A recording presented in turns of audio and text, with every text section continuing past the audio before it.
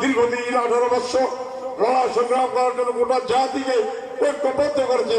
আমরা বলেছিলাম যে হাসিনার অধীনে বাংলাদেশে কোনো নির্বাচন হবে না, অবাধ সুষ্ঠু নির্বাচন হতে পারে না, আমরা সেই কোনো নির্বাচনে আমরা যাব না। তারপরেও লোকজন বলছিল আপনারা কেন নির্বাচনে যাবেন, নির্বাচনকে চ্যালেঞ্জ হিসেবে নেন।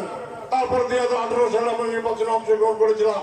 কি দেখলাম, রাতের মধ্যে আমাদের ভোট সেন্টারে কোনো জায়গায় যেতে দেওয়া হয় না, আমাদের প্রার্থীদের গ্রুপ করেছে, প্রার্থীদের ভোট সেন্টারে বাড়ি থেকে বেরোতে দেওয়া হয় না, সমস্ত জায়গায় একটা কি বিভীষিকাময়। গোটা পুলিশ প্রশাসনকে দলীয় পোশাক মনে ফেলে দিয়েছে, পুলিশকে দলীয় বাহিনী হিসেবে তারা ব্যবহার করেছে।